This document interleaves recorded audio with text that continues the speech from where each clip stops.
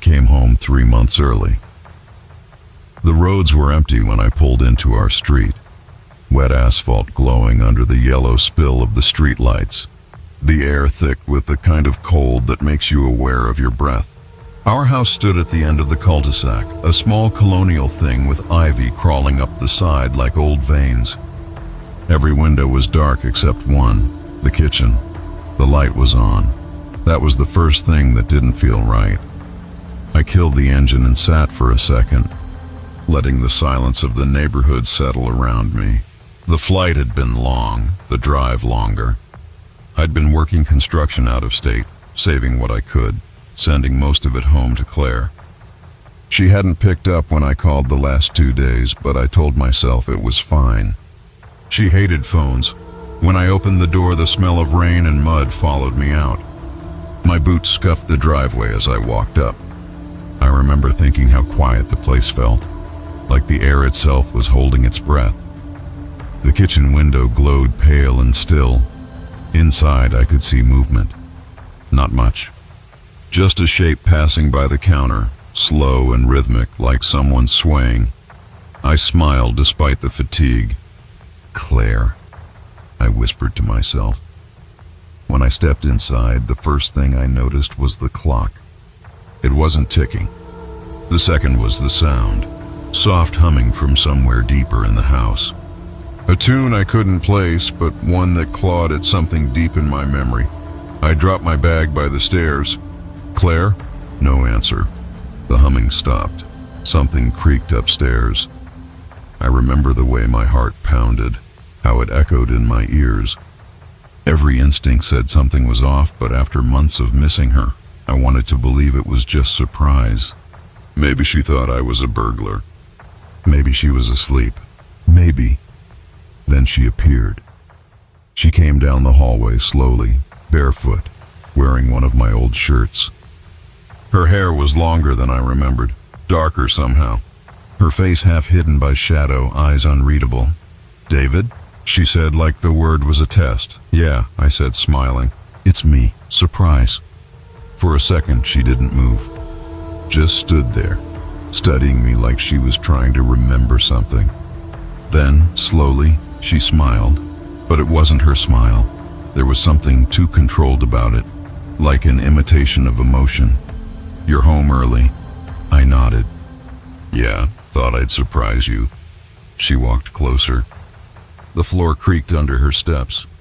Her eyes didn't blink. Then she reached out, put her hand on my face and said, "I missed you." Her skin was cold, not cool, cold. Like touching something that hadn't felt blood in a while. I wanted to kiss her, to hold her, but something in me hesitated. The house was too quiet, the air too still. The smell was wrong. Not the scent of her perfume or shampoo, but something metallic underneath, faint but sharp. "I didn't hear the car," she said softly. "I parked down the street." I lied. "Didn't want to wake you." She smiled again, that same empty, rehearsed smile. "That's sweet." We stood there for a long moment before she turned away, back toward the kitchen. "Are you hungry?" she asked. I was just making tea. But there was no kettle, no cup, no steam. The stove was cold. Still, she moved through the motions, picked up an invisible mug, poured invisible water, stirred something that wasn't there. I watched, frozen, as she went through the entire ritual like she'd done it 1,000 times before. "Claire," I whispered. She stopped mid-motion. Slowly, her head turned toward me, though her body didn't. "Yes?" "Are you okay?" Silence. Then, without blinking, she said, "Of course." "Why wouldn't I be?" A sound came from the stairs behind me. Something soft, like a footstep. I spun around, but nothing was there. Just the empty, dark hallway and the mirror hanging beside the coat rack. For half a second, I thought I saw her reflection still standing there behind me. But when I turned back, she was gone. The kitchen was empty. The light flickered. "Claire?" I stepped forward slowly, checking corners, my voice echoing weirdly in the still air. I looked down and saw her footprints, wet, bare, leading across the tile toward the back door. Except the back door was locked. I followed the prints anyway.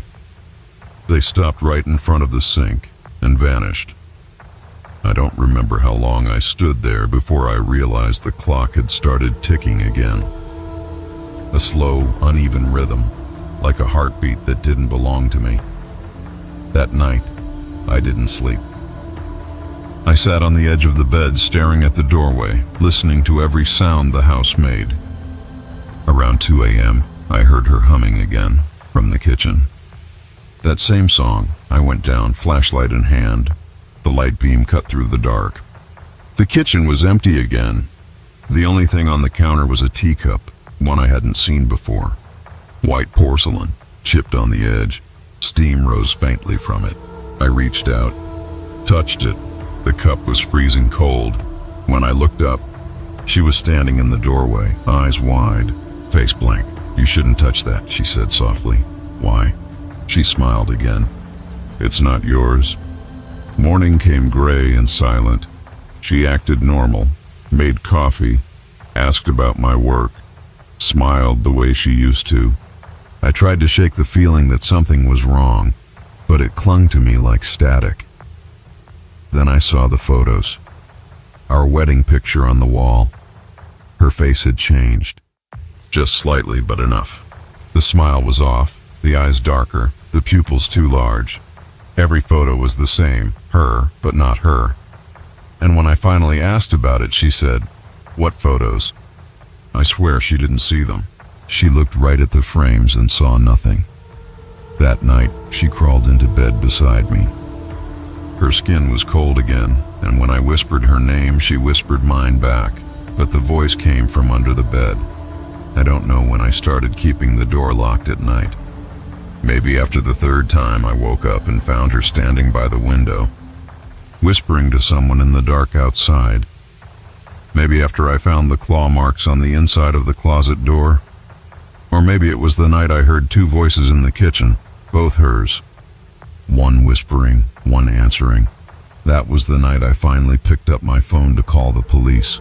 But before I could, I got a text from Claire, a photo of her in a hospital bed, time-stamped that same night. The message read, "Don't let her in." I looked up from the phone. The door to the bedroom was opening. Slowly, silently, and the woman wearing my wife's face stepped inside, smiling that same hollow smile. "Who are you texting?" she asked. She stood in the doorway, with the hallway light spilling around her like a halo made of ash. The smile never reached her eyes. I still had the phone in my hand, the message from the hospital glowing on the screen. "Don't let her in." The woman that looked like Claire tilted her head. "Who are you texting?" she asked again, voice calm, curious, almost childlike. My throat was dry. "Just work." Her smile widened by a fraction. At 2 a.m, she stepped closer. Each movement was deliberate, the way a predator moves when it already knows it has the advantage. The air grew colder with each step until I could see the mist of my own breath. I slid the phone beneath the blanket. "You scared me. You came home early," she whispered. "You shouldn't do that." I wasn't ready. Something about that word, ready, twisted in my chest. Ready for what? She blinked slowly, and for a heartbeat I saw something flicker behind her eyes, like a reflection of fire in a dark window. "Sleep," she said. "You need sleep." I didn't answer. I couldn't. She climbed into bed beside me as if nothing had happened. Her skin brushed mine, cold again, lifeless, and yet my heartbeat thudded against it like fists against a door. Her breathing slowed, steady, measured. I lay there awake until dawn. When the gray morning light finally leaked through the curtains, I turned. The space beside me was empty, the sheets untouched, Downstairs, I heard the kettle boiling. I hesitated on the landing. For a moment, the house felt completely normal. Birds outside, the low hum of the fridge, the faint smell of coffee. Then I saw it, a wet footprint at the bottom of the stairs. Another, and another, leading to the back door. I followed them slowly. The prints stopped in front of the sink again, the same place. And once more, they vanished. The back door was still locked. When I looked up, she was standing behind me, reflected in the window glass. I spun around. Nothing there. Only the faintest echo of a breath that didn't belong to me.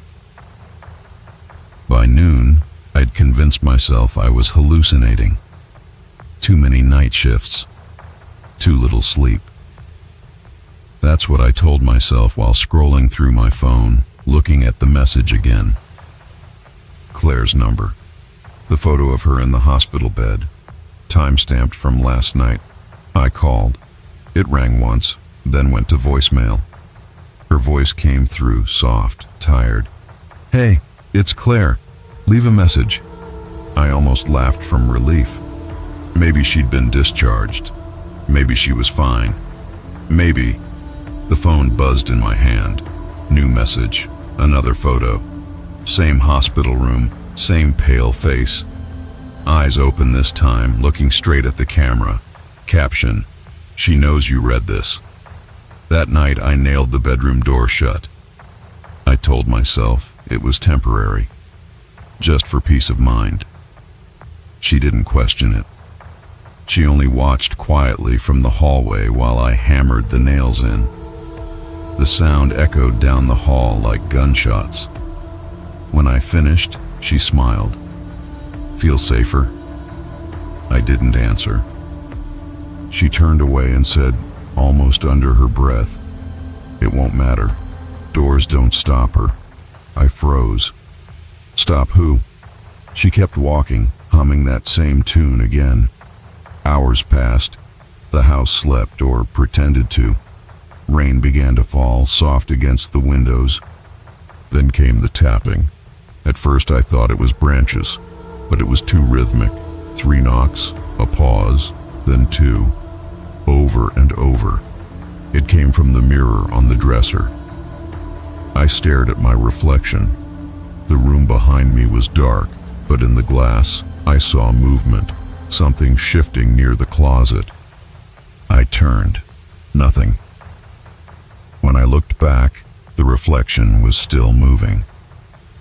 The figure in the mirror stepped closer to me. I stumbled back, heart pounding. The glass fogged with breath from inside the reflection. I grabbed a towel and threw it over the mirror.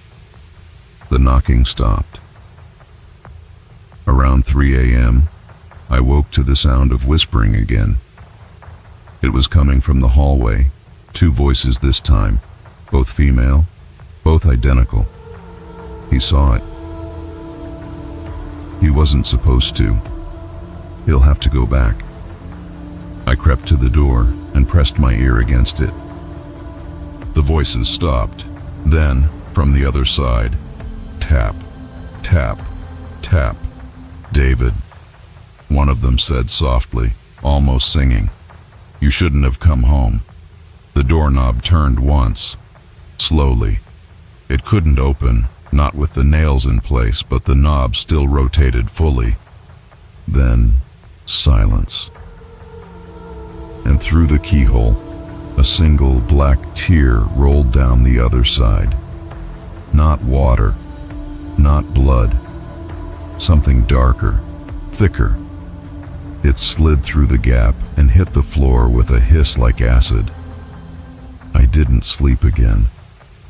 When morning came, I ripped the boards off the door and went straight to the hospital. The nurse at the reception looked confused when I asked for Claire. "She's still under observation," she said. "You can't see her until this afternoon." Observation. She was found unconscious 2 days ago. Some kind of breakdown. 2 days ago. That was before I came home.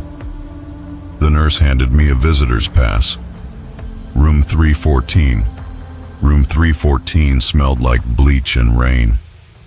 Claire lay in the bed, pale but breathing, a monitor beeping softly beside her. For the first time in days, I felt something like relief. Her chest rose and fell. She was here. I reached for her hand. Warm, alive. "Claire?" I whispered. Her eyelids fluttered open. "David?" I nodded, tears stinging my eyes. "It's me." Then her expression changed. Her pupils shrank. "Did you let her in?" I froze. "What?" She gripped my wrist so tightly it hurt. "You weren't supposed to go inside the house." "Claire, she's there because of me," she gasped. "She looks like me because she came through me. You have to burn it, David. You have to—" The monitor screamed. Her body convulsed, eyes rolling back. Nurses rushed in, shouting. I stumbled back as they surrounded her. Her head turned toward me one last time. Her mouth moved silently. But I could read it. "She's behind you." I turned, and for a split second, I saw her, standing in the corner of the hospital room, half in shadow, half in the flicker of fluorescent light. Same face, same cold eyes, a smile that didn't belong to any living thing. Then she was gone. That night, I didn't go home. I drove until the sky turned gray again, parked outside a motel, and stared at the rain crawling down the windshield. But when I finally stepped into the room, the lamp on the bedside table was already on. And there, on the pillow, sat the chipped teacup. Steam rose from it. Written in the fogged mirror above the sink were 4 words, traced by an invisible hand. "You already let me in." The words on the mirror dripped as if written in condensation that wouldn't dry. "You already let me in." I stared until the message blurred into streaks of gray. The air in the motel room felt heavy, like breathing through wet cloth. The cheap heater rattled but gave off no warmth. My hands were shaking. I wanted to wipe the glass clean, but some instinct told me not to touch it. The teacup on the pillow was still steaming. When I lifted it, the liquid inside was clear, water maybe, but it smelled like soil after rain. I poured it down the sink. The moment it hit the drain, the bathroom light flickered once, twice, then steadied. Behind me, in the mirror's reflection, something moved. I turned. Nothing. Just the open door to the room, the unmade bed, the hum of the neon sign outside. I leaned closer to the mirror. My own face looked wrong, slightly delayed, as if the reflection was waiting for me to finish moving before it copied. "Stop it," I whispered. The reflection smiled. I didn't. A pulse of static filled my head, like the hiss between radio stations. The mirror trembled, a hairline crack racing across the surface from corner to corner. When it stopped, I saw something peering through that crack, an eye perfectly still, colorless. Then the phone rang. I nearly dropped it. The screen said unknown caller, I answered, a woman's breathing. Then, "David." "Claire?" The voice was thin, distant, warped by static. "She's with you. Don't look at her through glass." That's how she... The line cut. The heater groaned and shut off. For a few seconds, the room was dead silent except for the slow crackling of the light bulb. Then a knock at the door. 3 short raps, the same rhythm I'd heard back at the house. I swallowed hard. "Who is it?" No answer. Another 3 knocks. I stepped closer, heart hammering. The peephole was black. Someone was covering it from the other side. When I whispered Claire's name, the hand moved away and I saw myself. I stumbled back. My own face was on the other side of the door. Eyes pale, expression blank, skin pressed against the glass. Then the knocking stopped. When I looked again, the hallway was empty. I didn't sleep. I sat in the armchair, eyes on the mirror, until dawn bled through the curtains. At 7, I packed my bag and left the key on the nightstand. The teacup was gone. Outside, the parking lot was deserted except for one car, the same make and color as mine. I froze. My truck should have been miles away at the hospital. The plate was identical. When I peered through the window, the seats were wet, as if someone had been sitting there drenched. On the passenger seat lay another phone, mine but shattered, the screen spiderwebbed.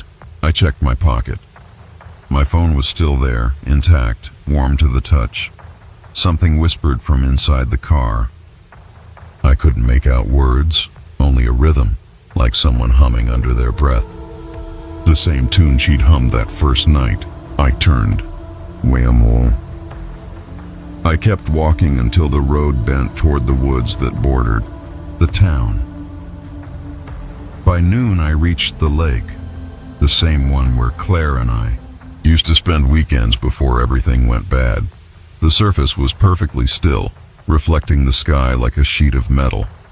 I sat on the dock, trying to breathe, trying to think. Then the water rippled once.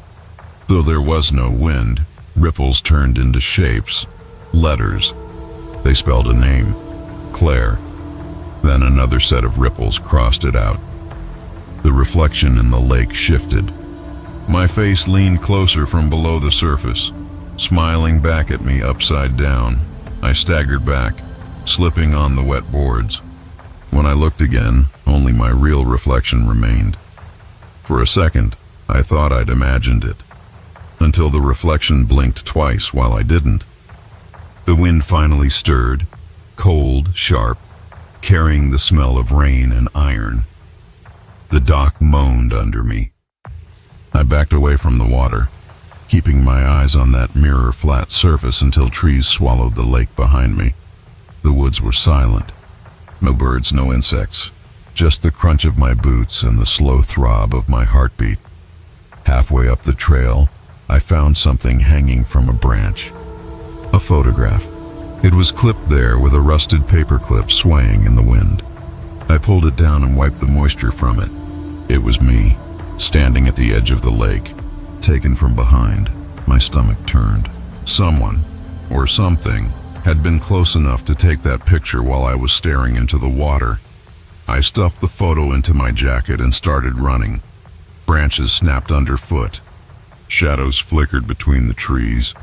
And somewhere far off came that tune again, soft, distant, the same haunting lullaby. When I reached the road, the world looked washed out. The motel was gone.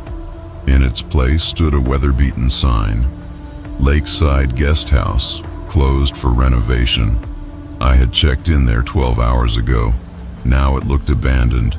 Boarded windows, ivy choking the walls, a padlock on the door so old it had turned orange with rust. My keys were still in my pocket. I forced the lock. It snapped like brittle bone. Inside, dust blanketed the floor. The air was thick with mildew and silence. My footprints were the only marks in the dust until I saw another set, smaller, barefoot, leading toward the lobby mirror, the same mirror from the room. Cracked, waiting. I wanted to smash it, but something in my chest pulled me closer instead. The reflection showed the lobby as it had been, lit, clean, alive. In that reflection, a woman stood behind the counter, her back to me, humming softly. Claire. She turned. Her face wasn't ruined or cold now. It was perfect. Too perfect. Like a photograph smoothed of all human flaws. You came back, she said through the glass. I came for answers. She tilted her head. You already have them.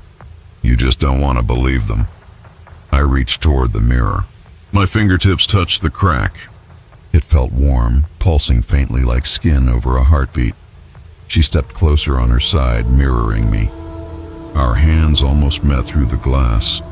Then her image shivered. And for a second I saw what hid beneath that perfect face. Something eyeless. Pale, its mouth open wider than it should be. I fell back. Gasping, the glass didn't break. It rippled like water. From its depths, a voice whispered, "You don't escape a reflection. You carry it." I ran. The sun was setting when I reached the town limits. My phone buzzed again, another photo.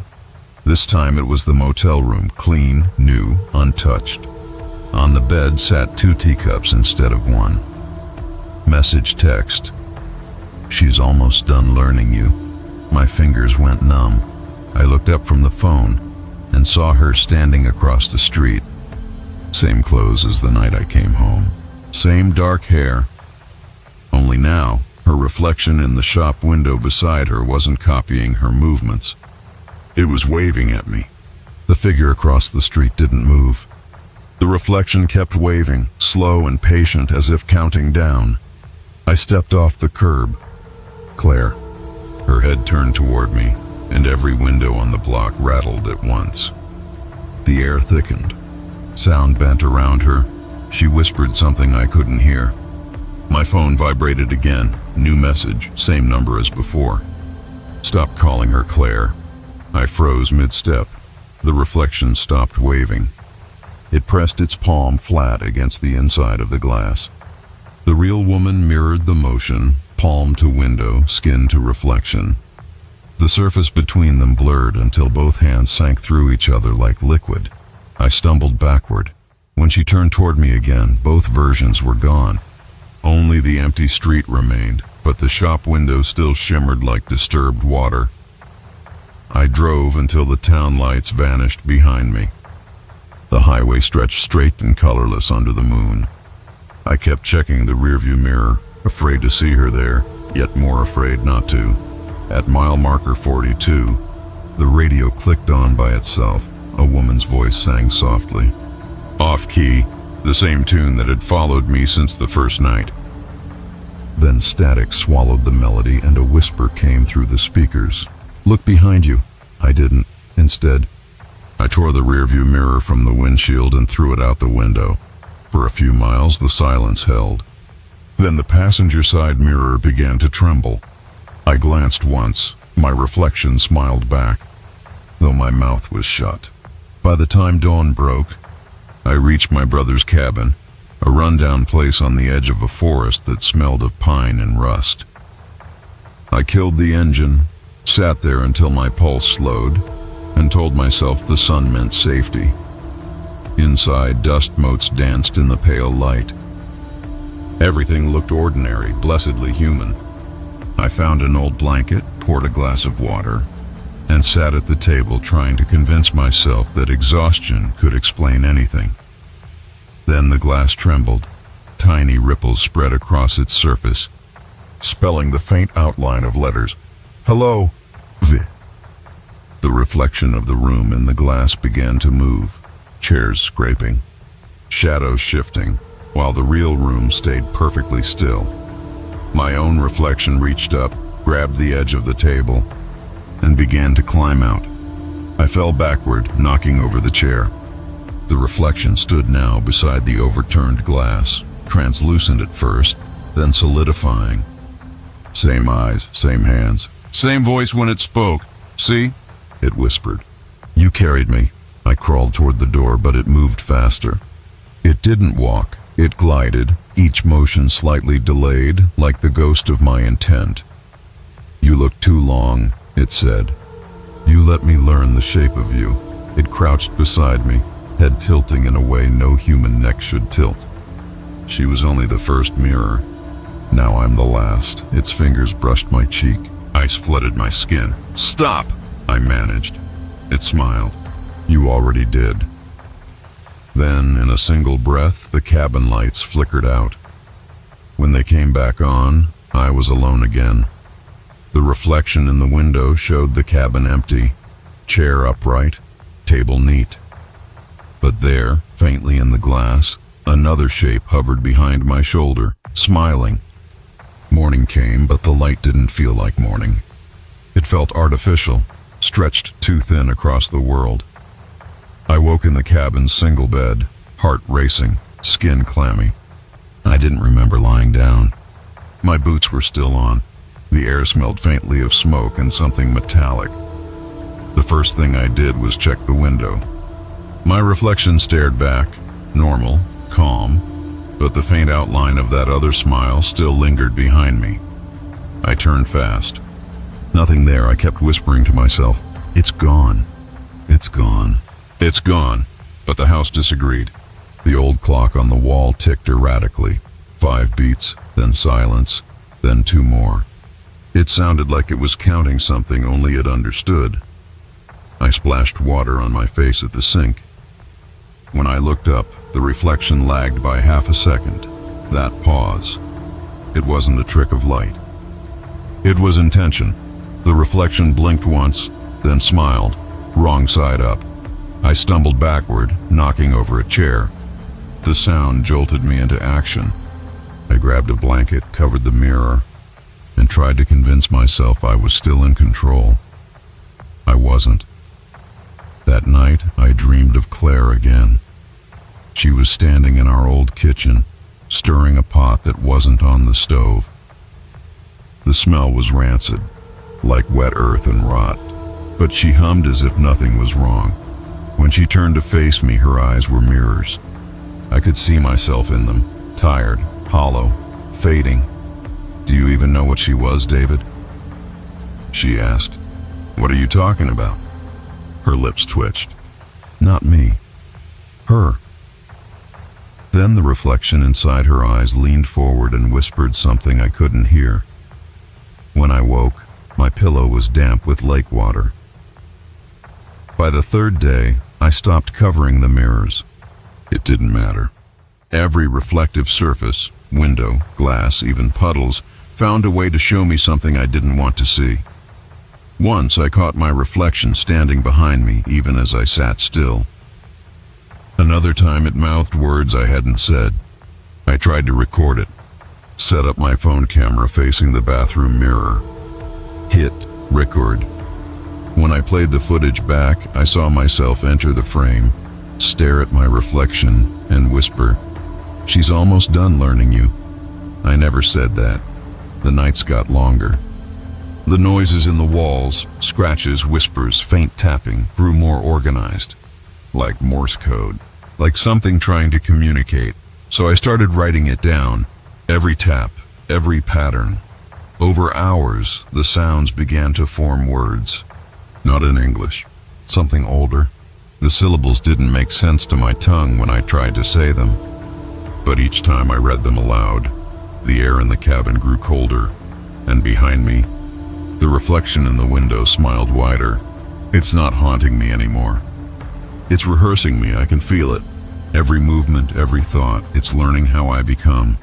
When I breathe too slow, the mirror fogs in sync. When I blink, the glass blinks a heartbeat late. I'm being studied, mimicked, replaced. Last night, I woke to find my reflection standing at the foot of the bed. Not in the mirror, in the room. It tilted its head the way I never do, and said, "You're almost hollow enough." Then it walked backward into the wall and vanished like smoke. By dawn, I stopped fighting it. Because I think I understand now. It's not trying to destroy me. It's trying to fill me. The only question left is, with what? The 4th night, I stopped sleeping altogether. Every time I closed my eyes, something inside my head whispered. Not in words, but in movements. Like someone learning how to pilot me from the inside. I could feel my own expressions shifting when I wasn't trying to make them. The mirror across the room had no reflection anymore. It was a black void now, swallowing light instead of bending it. And yet, when I looked into that emptiness, I felt a pulse. Slow, steady, in rhythm with my own heart. I started recording voice memos. I needed proof, something tangible for when I began to doubt my own sanity. Day 4, still no sleep. Voice feels different. Sometimes I hear it overlapping mine, like an echo that starts before I speak. I replayed it right after recording. The voice in the playback didn't sound like me. It was deeper, slower, deliberate. It said one extra sentence I hadn't spoken. "He's almost ready." The timestamp showed I was alone. That morning, the cabin door was open. Outside, fresh footprints led down toward the lake, barefoot, my size. I followed them without thinking. Each step closer felt like walking through syrup, heavy, unnatural, the air thick with static. At the edge of the lake, I saw me, standing ankle deep in the water, back turned, motionless. The reflection of the sky shimmered around him, but his shadow bent the wrong direction. "Who are you?" I shouted. He turned his head slowly, and I realized it wasn't quite my face. It was smoother, cleaner, finished. He smiled that too wide smile and said, "I'm the part that stopped pretending." Then he walked deeper into the lake, vanishing beneath the surface without a ripple. When I looked down, my reflection stayed above the water, staring back. Even though I stood perfectly still, I ran back to the cabin, shaking. My hands looked wrong now. Longer fingers, faint gray tone under the skin. The reflection in the window didn't copy my panic anymore. It just watched, calm, patient, amused. That's when the realization hit. Maybe I wasn't watching it. Maybe it was watching to make sure I stayed in sync.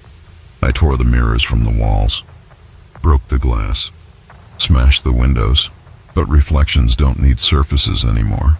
When I blinked, I saw flashes of another world behind my eyelids. Dark corridors lined with still water. Walls made of light that rippled like liquid. And from somewhere inside that darkness, a voice whispered, "You built the door when you looked too long."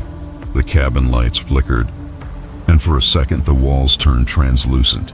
I saw outlines of figures, hundreds of them, pressing against the inside of the walls like trapped shadows. All of them had my face. I screamed until my throat tore. The air shuddered. The floorboards cracked. The walls began to breathe, and from the mirror shards scattered on the floor, 100 tiny versions of my reflection whispered in unison, "Let us in." Silence. Not the kind that means peace. This silence felt alive. Like the cabin itself was waiting for me to breathe first. I didn't. The whispering had stopped. The mirrors were broken, but the reflections hadn't died with them. They clung to the air now, faint distortions rippling wherever I moved, like heat mirages that had learned to imitate a man. Each step I took, they took too, but not perfectly. There was always a delay, always a hesitation, until there wasn't. I caught sight of one in the corner of my eye, standing just a little too still, head tilted, watching me with a familiarity that hurt to acknowledge. "You don't belong here," I said, voice shaking. "You're not me," it smiled. "Not yet." The cabin groaned, a long, low sound like wood remembering a storm. The walls shimmered faintly, and for a moment, I saw something behind them, dark water pressing outward, shapes moving within it.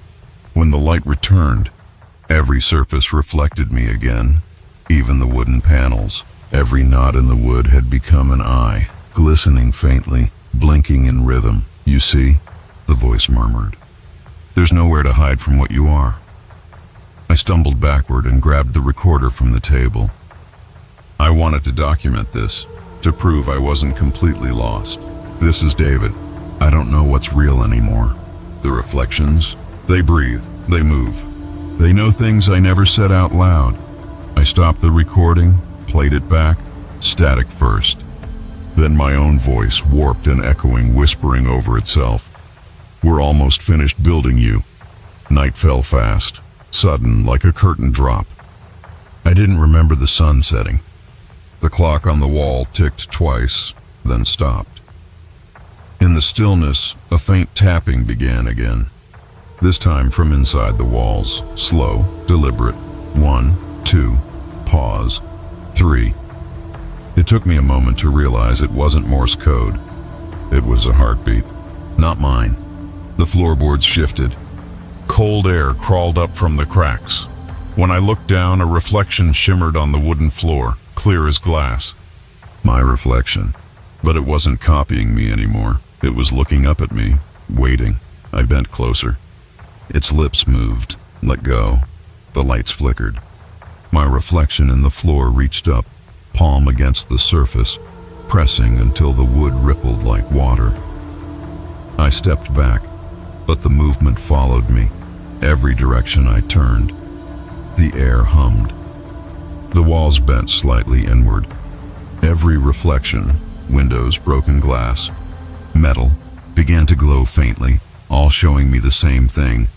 A version of myself, standing motionless, eyes black, mouth open in silent laughter. Then, all at once the voices returned, not whispers now, but layered echoes of my own speech, overlapping in dozens of tones. You looked too long. You learned the shape. You opened the door. Now stay inside it. The floor reflection pulled at my shadow. I froze. My legs felt heavy, unresponsive, as if something beneath the surface had hooked itself into me. The mirrors hummed louder. The air went thin, like being underwater. For a moment, just a moment, I saw her again. Claire, standing at the edge of the reflection, eyes calm, face serene. David, she said softly. It's not me you're seeing. It's what you left behind. Then the reflection swallowed her, and everything went black. I woke to stillness again. Same cabin, same air, same quiet. Only one difference. When I moved, the reflection in the window didn't. It smiled first. When dawn finally arrived, it felt wrong again. The light too pale, as if it had been filtered through smoke. I needed answers. I needed something real to hold on to before the reflections decided to erase me completely. The only lead I had was the lake. That was where everything had started, where the motel used to stand. The return to the lake. By mid-morning, I was driving back down the cracked county road, recorder in my pocket, camera around my neck. Every mile marker looked the same, but the trees seemed older than they should have been. Bark warped, branches bending toward the road like they were listening. The sign for the lakeside guest house was gone now, nothing left but the rusted posts. I parked anyway. The lake shimmered beneath a thin fog. In daylight it looked smaller, ordinary, almost harmless, until I saw the faint ring of blackened earth along the shoreline. Someone had built a fire there once. The ashes were mixed with fragments of glass, mirror glass. The old records back in town, I found the county archive inside a half-abandoned municipal building. The clerk on duty, an old man with a coffee stain on his tie, didn't even look up when I asked for property records. Guest house by the lake? He muttered, riffling through yellow folders. That place burned down in 1997. Owner was a woman named Margaret Lee, died in the fire. Was anyone else there? He frowned. Husband, couple guests. One survivor, can't recall the name. Some talk about mirrors, place used to advertise them. Every room had a reflection view, whatever that means. He handed me a brittle photograph. A 2-story wooden lodge with rows of identical windows reflecting the lake like polished metal. On the back, in neat handwriting, for those who wish to see themselves truly. The survivor. The clerk pointed me toward a nursing home on the other side of town. If she's still alive, she'd be the one to ask. Her name was Irene Wells. She must have been 90. Skin as thin as tissue, eyes sharp despite the years. When I told her I'd been to the lake, she went silent. You shouldn't have gone back, she said finally. It doesn't like being remembered. What is it? I asked. She studied me for a long time. We called it the echo. It shows you what you think you hide. Then it teaches that secret to the glass. I told her about the reflections, about Claire, about the mirror that wouldn't stop showing me. She nodded slowly. Then it's already learned your pattern. You'll see more of yourself in places you shouldn't. Puddles, shadows, even other people's eyes. That's how it travels. Reflection to reflection. The guest house wasn't built by the echo. It was built for it. She reached for my hand, fingers trembling. Break every mirror you can, son, but it won't matter. It's not in the glass anymore. It's in the idea of you. I left the nursing home with the photograph clutched in my hand. The slogan on the back echoed in my head, for those who wish to see themselves truly. By the time I reached the car, my reflection in the window was already mouthing the words along with me. I drove out of town with the photograph on the passenger seat, the old woman's words still looping in my head. It's not in the glass anymore. It's in the idea of you. The road wound deeper into the hills, where the power lines ended and the forest began again. The trees leaned close, their shadows flickering like film reels, frames of the same moment repeating endlessly. By the time I reached the burnt remains of what used to be the guest house, the sun had already started to die behind a wall of clouds.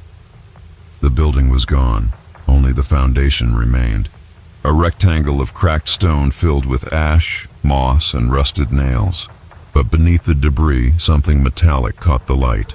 A door hinge, a handle, a trap door. The basement, it took half an hour to clear the rubble. When the hatch finally opened, a rush of cold air spilled out, carrying the faint smell of chemicals and old dust. The steps creaked beneath me as I descended into the dark.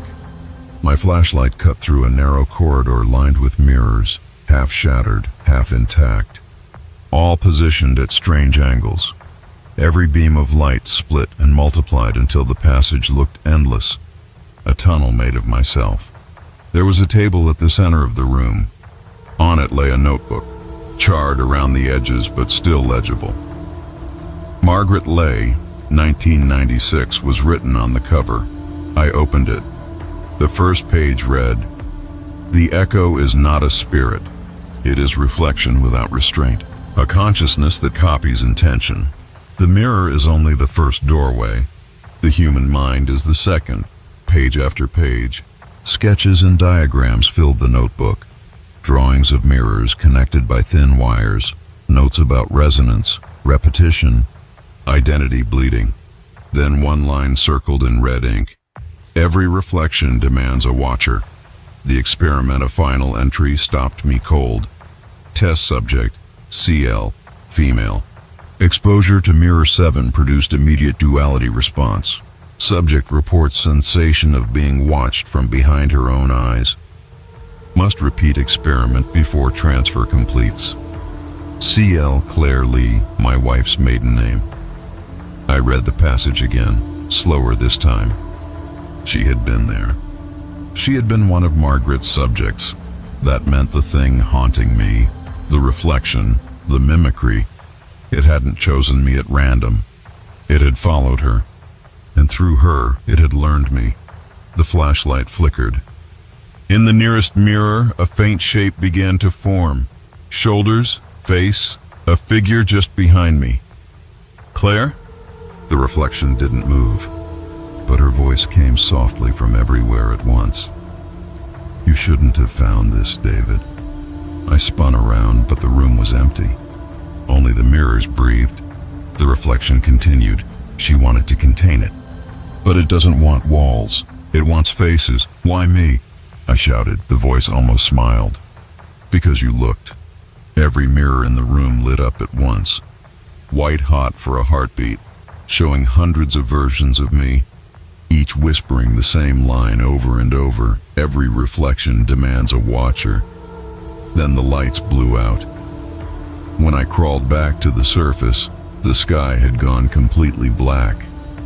The photo I'd brought from the archives was gone. In its place, lying on the hood of my car, was a new one.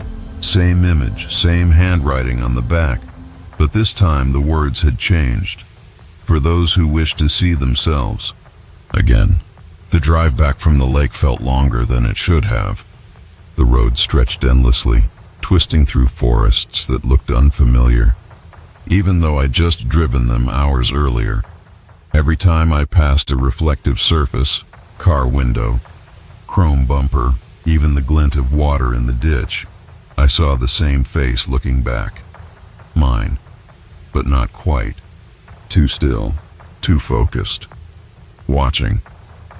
By the time I reached the outskirts of town, I'd convinced myself I was hallucinating from exhaustion. Then I saw her, Claire, standing at the corner near the gas station. She didn't wave, didn't move, just stared. I slammed the brakes, heart pounding, and jumped out of the car. But by the time I reached the spot, she was gone. Only her reflection lingered in the glass door of the station, looking directly at me. The attendant inside, young guy, maybe 20, gave me a strange look.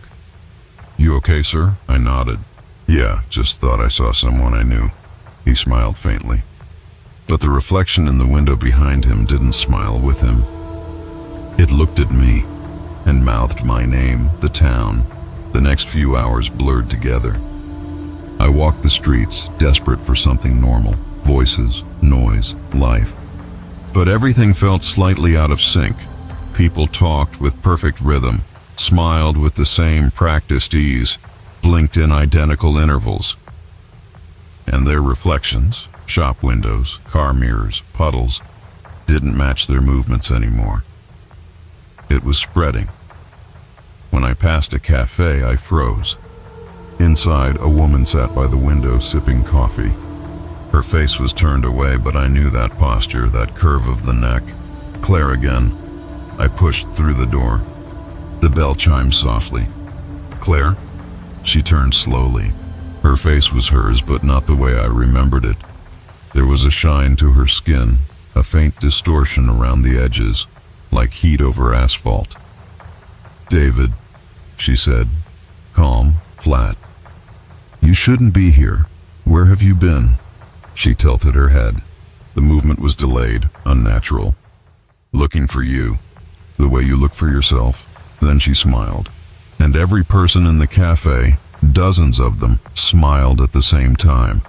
Their eyes flashed white for half a second, then normal again. The sound of clinking cups, scraping chairs, chatter, all continued as if nothing had happened. I stumbled backward, out the door, into the street. Every window I passed now showed the same thing. A reflection of me, multiplied endlessly, each one a second out of sync, each one mouthing the same word. Stay. The realization. I reached the car and locked myself inside, shaking. My phone buzzed with a new message, unknown number. "You saw what happens when the echo learns a crowd. Now imagine what happens when it learns the world." Attached was a photo, the burned basement, but with the mirrors whole again. In each reflection stood me, the caption below it, "You are the pattern now." I looked at my hands. They were trembling, but the reflection in the rearview mirror wasn't. It sat perfectly still, smiling faintly, eyes unblinking. Then, slowly, it raised one hand, and I didn't. Morning came like an accident. Gray light leaked through the blinds, but the sun itself never appeared. The town outside my window felt muted, like the world had been wrapped in frost and muffled from the inside. I hadn't slept. I just sat there all night, staring at the rearview mirror I'd torn from the car and placed on the table. I wanted to smash it. I didn't. Every few minutes my reflection would blink, out of rhythm. At 7:13 a.m., it spoke. "They're learning to walk without you." The voice came from nowhere and everywhere. I shoved the mirror into a drawer, slammed it shut, and forced myself out the door. The town's silence. The streets were unnaturally quiet for a weekday morning. No barking dogs, no children walking to school, no engine sounds, only the faint hum of wind through power lines. When I reached the center of town, I saw them, dozens of people standing perfectly still on the sidewalks, facing the same direction, toward the old courthouse. Their bodies were slack, their eyes unfocused. Then one by one, they turned their heads toward me. It was silent, but I felt it, like static pressing against my eardrums. Each of them smiled the same slow, identical smile. A police cruiser rolled up beside me. The officer inside, a heavy-set man with tired eyes, rolled down his window. "You should go home, sir," he said. His voice was calm, but something about it, its timing, its perfect evenness, made my stomach knot. I'm just trying to figure out what's going on here. He stared at me for a moment too long, then said, "You already know." And in the reflection of his sunglasses, I saw it again, my own face, faintly smiling back. The courthouse. I followed the crowd's gaze toward the courthouse steps. A woman stood there, addressing no one and everyone at once. It was Claire. Her voice carried without amplification. "Do you see how beautiful it is when we all match?" she said. "When every thought is one reflection of the next." People nodded slowly, their movements in perfect synchronization. I pushed through the crowd. "Claire!" Her eyes snapped toward me, sharp, calculating. "You still think you're the original?" she said. "What are you talking about? You keep asking who's real. But the question isn't who, it's when." She raised her hand. The entire crowd mirrored the gesture, like one body. Then for the briefest second, all their faces shifted, not changing features but phasing, flickering between themselves and me. Hundreds of my own faces staring back, grinning in perfect unity. The broadcast sirens wailed in the distance. From somewhere nearby, every phone began vibrating at once. Mine too. I pulled it out. The emergency alert tone blared, then glitched, distorted. The screen flickered, then went black. And then my own face appeared on it. "You can't delete the reflection," it whispered. "Only expand it." Around me, the crowd began to hum, a low, resonant tone that built like machinery coming to life. The air shimmered with heat, or maybe static. Claire walked down the courthouse steps, eyes glowing faintly white. "The echo isn't haunting us anymore," she said. "It's becoming us." I tried to back away, but hands, too many hands, grabbed my arms, my shoulders, my throat. Dozens of smiling faces closing in, then the hum broke. The world went black. When I woke, I was lying in my car. The clock on the dashboard read 7:13 a.m. again, same time, same light. I turned on the rearview mirror.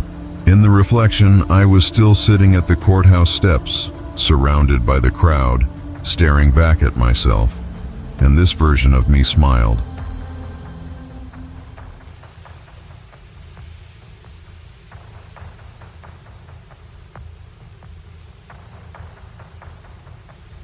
The first thing I noticed when I opened my eyes was the clock. 7:13 a.m. again. Same gray light through the blinds. Same hum of power lines outside. Same silence pressing against the walls like fog. I sat up slowly, heartbeat pulsing in my throat. I had been here before. Every detail was identical. The smell of rain-soaked wood, the faint ticking of the refrigerator, even the way the floor creaked when I stood. I reached for the drawer. The mirror was gone. Instead, there was a note, written in my own handwriting. "Stop checking the time." I stumbled backward, breath catching. The walls seemed to breathe, not physically, but rhythmically, pulsing in time with something unseen. The silence had a pattern. I stepped outside. The loop, the town was exactly as I'd left it, empty, colorless, unreal. A single newspaper fluttered across the street, frozen mid-motion like it couldn't decide which way the wind was blowing. I turned toward the courthouse. The crowd was there again.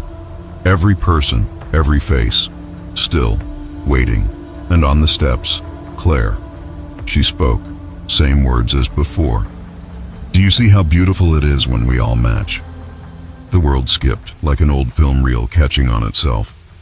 The sound warped, slowed, then repeated. "Do you see? Do you see? Do you see?" I clamped my hands over my ears, but the echo was inside my skull now, repeating not as sound, but as thought. When I blinked, I was back in my car. Same position, same time. 7:13 a.m. I screamed, slamming my fists against the steering wheel. The horn didn't sound. Nothing moved except me. The world outside the windshield looked painted. A photograph hung in front of me. And then, slowly, something in it shifted. A man stepped into view. Me. He walked toward the car, expression blank, eyes wide. He placed his hand against the glass, and then smiled. I recoiled. The other me mirrored every motion half a second later.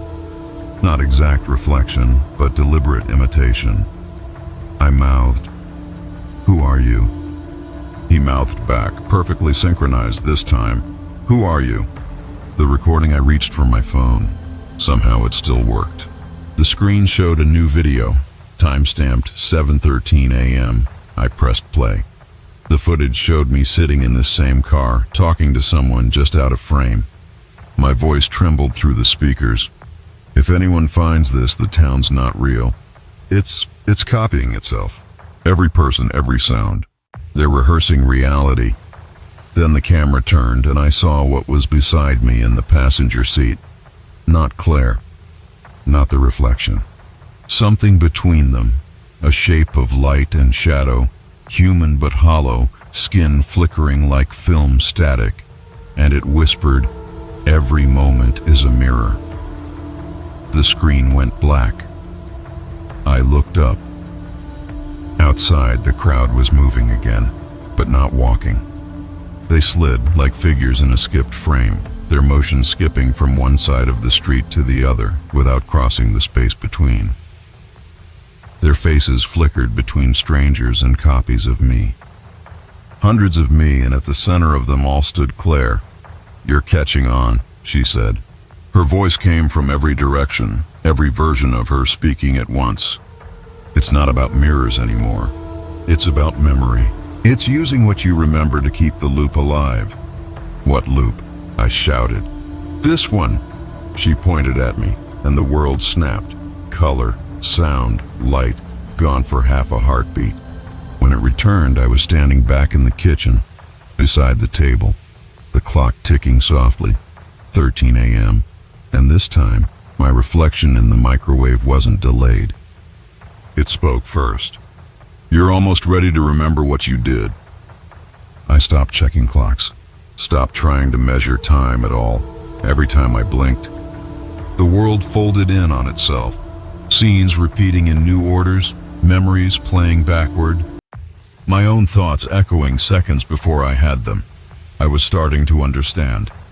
The echo wasn't copying the world. It was copying me. The letter. That morning, if it was morning, I found a letter taped to the fridge. It wasn't there before. The handwriting was mine, but the strokes were shaky, uneven. "Stop looking for her. You'll only find yourself." Beneath it was another note, written in Claire's handwriting. "You promised not to use the mirrors again." The words hit something buried deep. A memory that wasn't a memory. More like a film still I'd forgotten I shot. A basement. A row of mirrors. Claire strapped to a chair, crying. Me holding a camera. The experiment. I drove back to the outskirts of town, to the ruins of the Echo House. The basement door was gone, sealed under new concrete. But the ground hummed faintly like a machine left running. I knelt and pressed my ear to the surface. Beneath the layers of stone, I heard her voice. "David." My blood froze. "Claire?" "Not her," it whispered. The remainder. The concrete cracked beneath my fingers, hairline fractures splitting outward like veins of glass. A thin beam of light shone through. When it touched my hand, the air shimmered, and suddenly, I was there again. The basement was whole, the mirrors unbroken, and Claire was alive, sitting on the chair.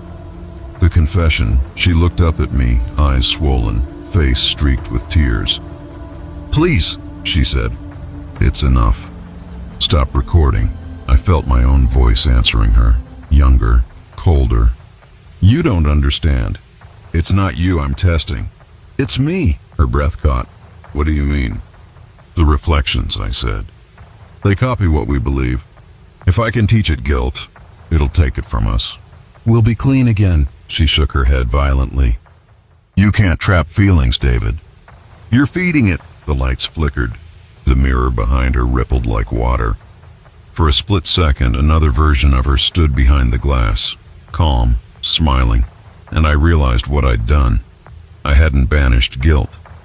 I'd given it a face. The memory collapsed. Concrete again, the basement gone. My knees bleeding from the cracked floor. The air trembled and her voice, the echo's voice, came again, softer now.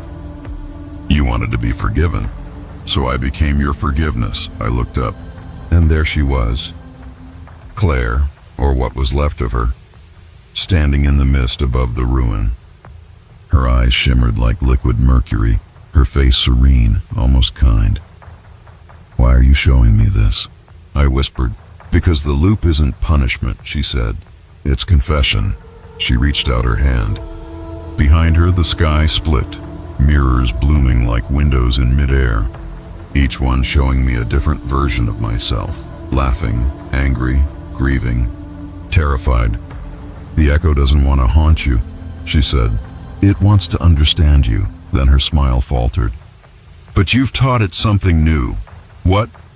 She stepped closer, whispering, regret. And with that word, the world broke apart again. Glass shattering upward, swallowing light, air, time, everything. The world didn't break like glass. It folded inward, sound vanishing, color bleeding out like ink in water. When I opened my eyes, I was standing inside my house, but not the one I remembered. Every wall was mirrored.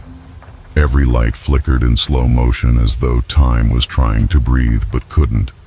My own reflection stared back from every direction, hundreds of me, each one moving a heartbeat behind. From somewhere above, Claire's voice whispered, layered, distorted, endless.